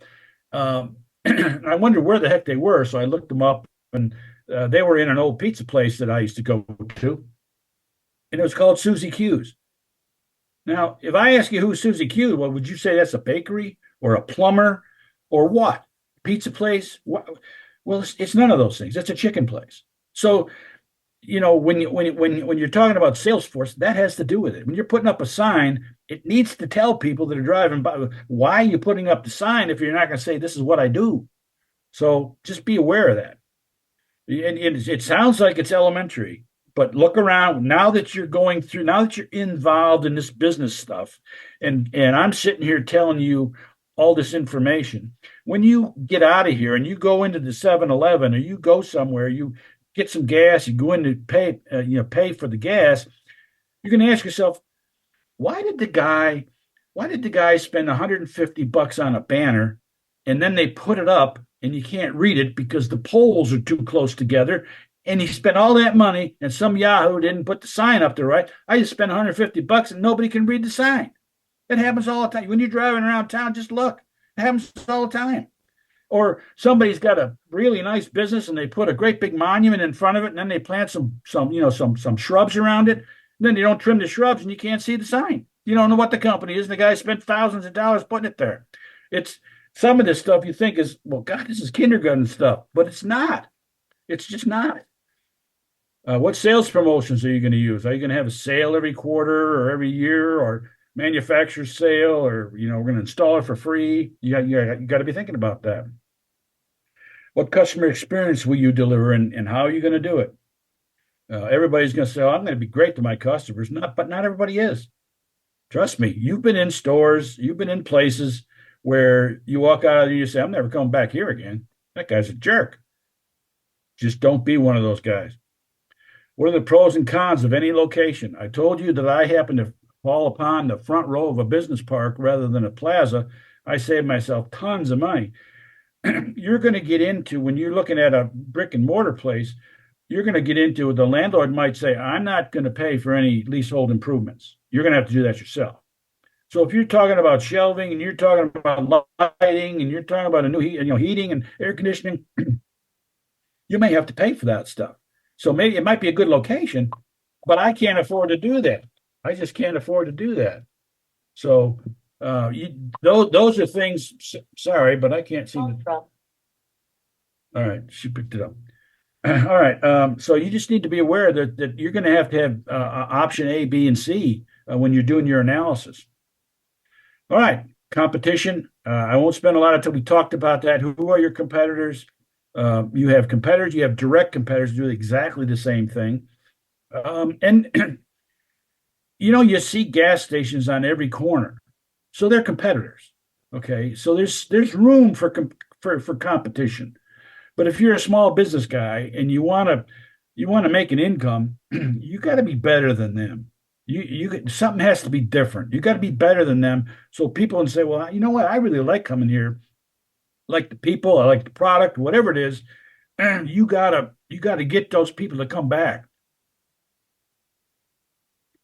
All right.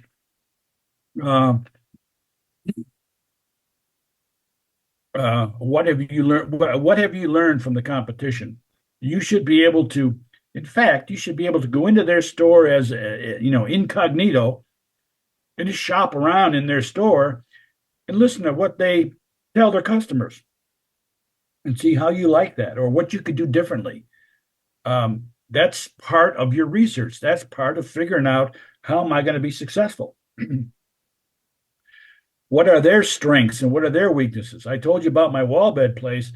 They sold a low income cabinetry and a bed that didn't work very well. I mean, I used to go to home shows in California, and these things were ginormous. I mean, they were ginormous, and there'd only be the two of us. And people would come over and say, "Well, I had a 10 by 20 booth, and the other guy had, I don't know if he had a 10 by 20 or 10 by 10, and they come over and say, what's the difference between your bed and theirs? And I'd be operating my bed up and down all day, Friday, Saturday, and Sunday. You don't think I was exhausted? Anyway, the other guy he had his bed there, and he had his desk in front of the bed. And I said, you see me raising this bed? I've been doing this 1,000 times every day. He said, yeah. And I said, how come the other guy doesn't raise and lower his bed all the time? They said, I don't know. And I said, I'll tell you why. Because it won't stand up to 1,000 times a day. Mine will. Just go over and ask them. And I can't tell you how many sales I made. And how does your business differ from somebody else's? You need to be able to identify how your business is different from the competition. Location, you need to have more than one location, be it the size, the configuration, the location. Sometimes it's the like, for example, let's take a restaurant. You're going to want to go into a location where a restaurant once was, because the the ductwork is there and maybe the kitchen equipment is still there. And so it'd be less headache for you. We're getting closer and closer to my scotch time, so it's making it difficult here. Tom, you probably know about that because of what you were drinking, right? All right. What traffic and exposure? Every once in a while, you drive down the street and you see those little black hoses running across the street. They're counting how many cars are coming across the street. So a good thing for you to do if you want to harass somebody, especially in Abingdon, I see most of these folks are in Abingdon. If you want to harass somebody, go to Tanya Triplett and ask her how many cars are passing by the front of her office, and I'm guarantee you she can tell you. She knows everything. That's what Sandy says. Just go ask Tanya. She thinks she knows everything. All right. So, and also accessibility for your location. So you need to be thinking through where you're going to be. Financial projections. We'll get back to this P&L here. This is the document after you've done the research and you've figured it out, you've done your homework, this is the document that's going to say, is this feasible or not? And if it's not feasible, if the number down here in the corner is not where you want it to be, then what do I have to do here? Or what do I have to do here to make up so that I can get to the number I want to get to? And you have to determine what expectations am I looking for here? And again, it depends on, I remember talking to partnerships where two women had a partnership, and one woman said, I don't want any income. My husband makes plenty of money. I just want the deductions. So the one partner was going to take all the deductions, the other partner was going to take all the money. And they were happy with that. So there's all kinds of things that you can do here. You can figure this out. But this document here is important. This is going to tell you how you're going to get to where you're going. Just be aware of that. Strategies and tactics. We talked about some of those things. SWOT analysis, strength, weaknesses, opportunities, and threats.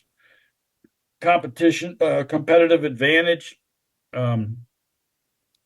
What is your competitive advantage? In my case, mine was first-class stuff, and I was competing against a guy that didn't have first-class stuff.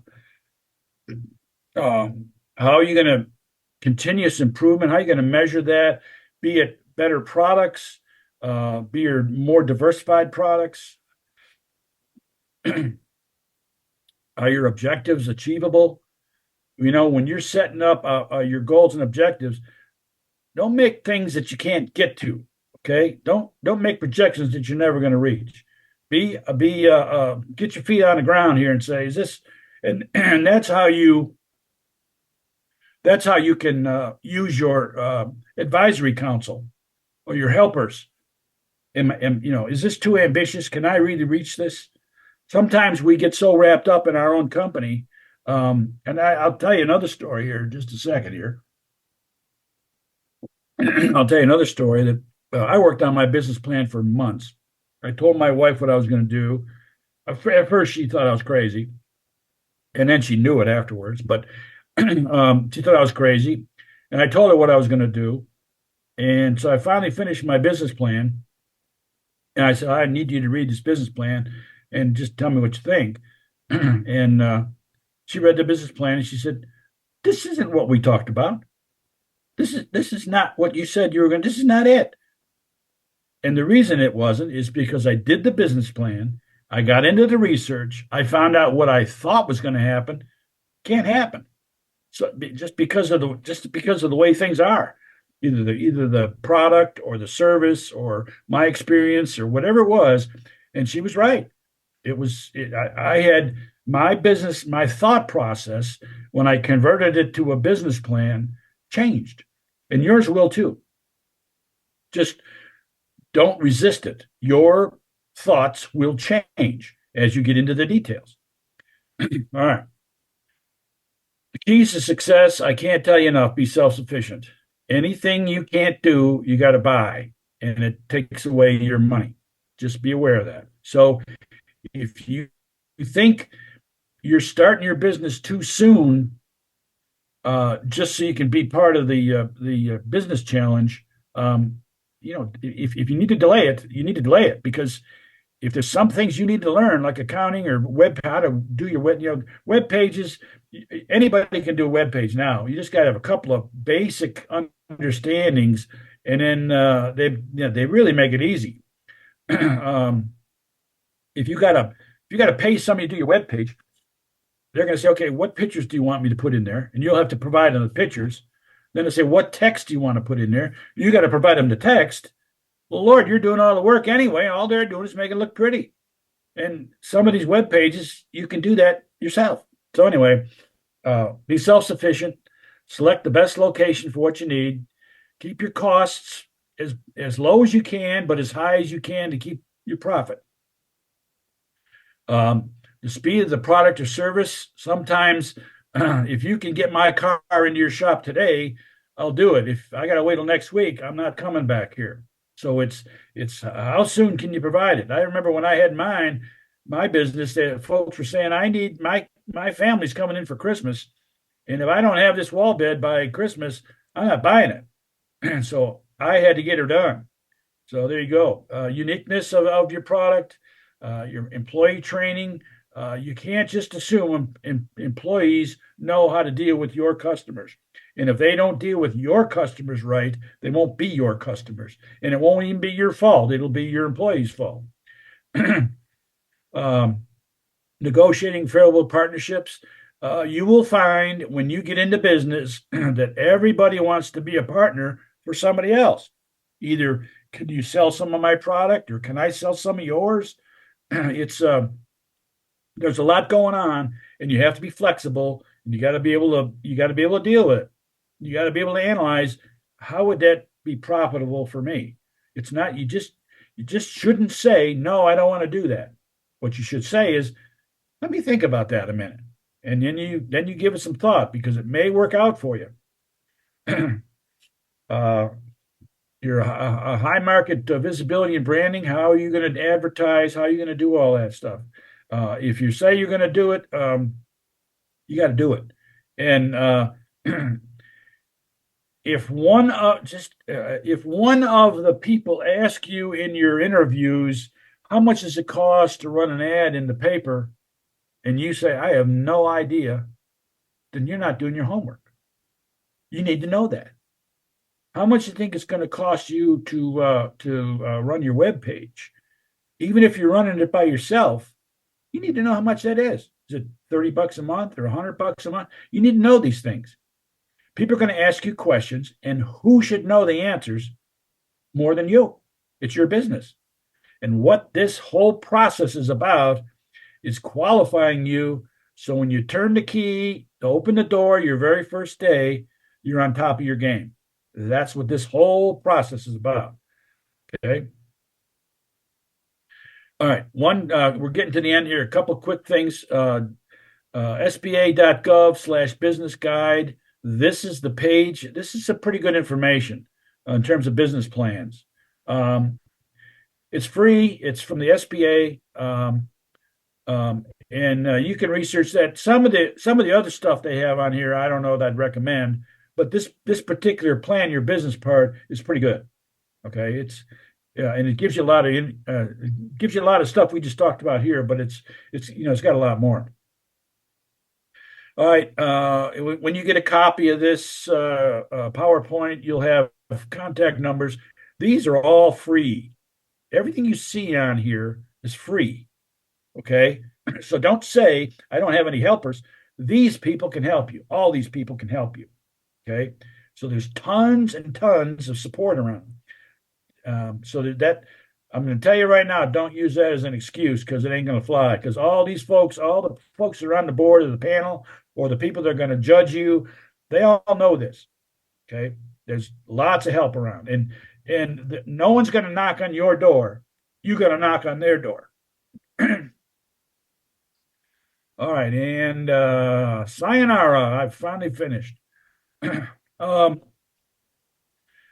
You got my name and my I don't have my email. I don't have my email there, do I? Anyway, you're gonna get a copy of this PowerPoint. All this stuff's in it. I suggest you review it. If you got any questions, please call me. That's what I do. And if I can't provide you with some assistance, I can certainly direct you somewhere to people who can. So stop sharing. Boom. Okay, there we go. Okay, so I hope you guys got something out of this. Is it Callie? Callie, I did stained glass for years and years. I just wanted you to know that. And I did it because I was in a high pressure job and I'd come home and that would be the thing that would calm me down every day. I bet I made 50 or 100 pieces. So it helped me a lot. And Becky Ramsey, you said you were talking about some agricultural for your classes. If you don't know about Appalachian Sustainable Development. I don't know that they can help you with that, but they can sure. It'd be worth your effort to call them and chat with them. And if you need a reference, just let me know and I can get you connected with that. Thank you so much, Gary. Yeah, and Jennifer, I hope you get better. Jennifer and I go back to Bristol Speech and Hearing, and she's doing better there than she would at Speech and Hearing, I'm sure. So good luck to you and anybody. My phone number's on there, my email. Shoot me a question, and I got the partnership agreements, the articles of incorporation, the spreadsheets. I got all that stuff. I got thousands of documents in my computer. So if you need something, I'm your guy. Unless you're going to be talking to a lot of people that are smarter than me in the next few weeks. So take advantage of their advice. And other than that, that's all I can say. Nita, good to see you again. I hardly ever see Nita. Anyway, I thank you all, and best of luck to all of you. You all should be winners, as far as I'm concerned. Anybody who's even thinking about a business has got guts, and good luck to y'all. Thank you, right, Gary. Sam. As many times as I've heard you present, I still always learn something. And that's a good presenter. I when look in you're the mirror able to every morning teach. and say, "Who is that? Who that man's got an S on his chest?" I just know it. Yeah, well, to teach an old dog new trick, I appreciate that. And I wanted to mention, and before Kathy closes, that next Wednesday is our new knowledge session, and that's focused on business entity types and benefits. Your business entity is going to really is a crucial part of when you start your business. Is it going to be a sole proprietor? Is it going to be an LLC? Is it going to be an S corp? And we have someone that's going to go through those and tell you the tax advantages and how the benefits and the challenges on that. So if you can join us next Wednesday, get your peanut butter and jelly sandwich and join us while you have your lunch at noon. If not, it will be recorded and up on our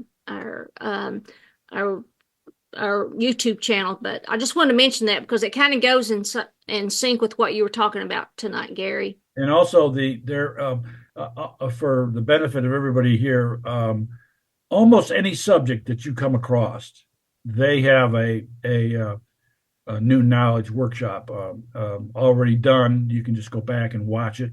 There's tons of information, and it's all by local experts. And if nothing else, by listening to it, you can get the name and contact information for that particular expert.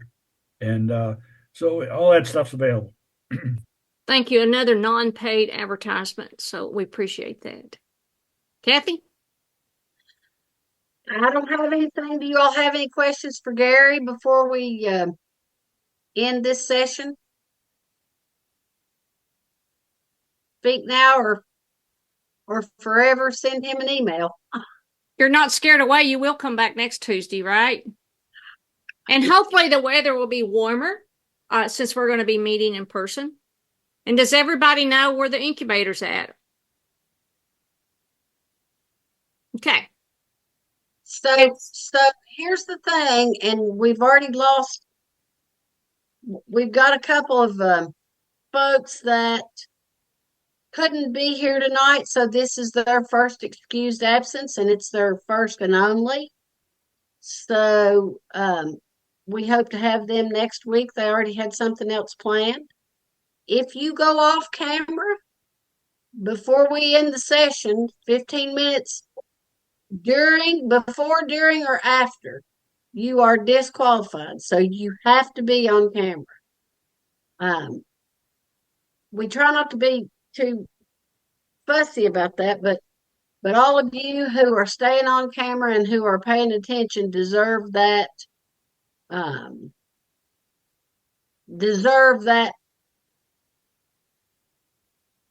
part of the challenge, and we do pay close attention to that. So make sure you stay on camera, make sure you stay engaged.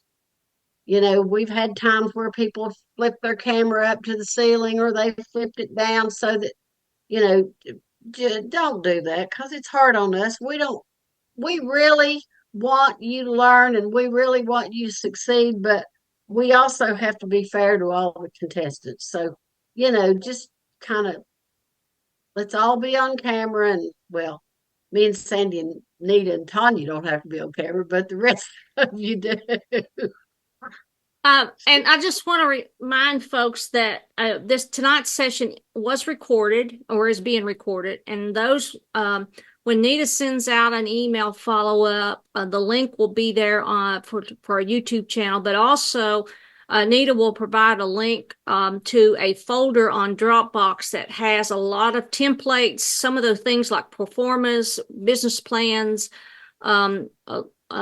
presentations that Gary went over tonight are on there. So, you know, we're just a phone call or email or text away. And, you know, this is why we have our funders. Our county and towns are funding this program is to help you. So take advantage of it. Sandy, I don't think everybody knows where the incubator is. So if you all get off at exit 14, are you familiar with the big barn over on the right-hand side, referred to as the Cultural Center and the Southwest Virginia Cultural Center and Marketplace, formerly known as Heartwood? So you're going to come out that road by Heartwood and by the Southwest Virginia Higher Education Center. And those two buildings are going to be on your left. On the right, you will pass the Washington County Administrative Buildings. And the next building on your left will be the Small Business Incubator. There's kind of a berm in front of it, so you really have to look for the building, but it has a circular drive. And if you go to the end of the cul-de-sac, you just turn around and come back, and you'll be the first building on the right. Yeah, it's if you need to write it down, it's 851 Frenchmore Junior Boulevard in Abingdon, and the Google machine will take you right to it. And Kathy's car calls it the incubator. Her GPS calls it the incubator. But look forward to seeing everybody next week. Stay warm and be a blessing to somebody the rest of the week. Take care. Talk to everybody later. Thanks for coming. Thank you all. Bye-bye.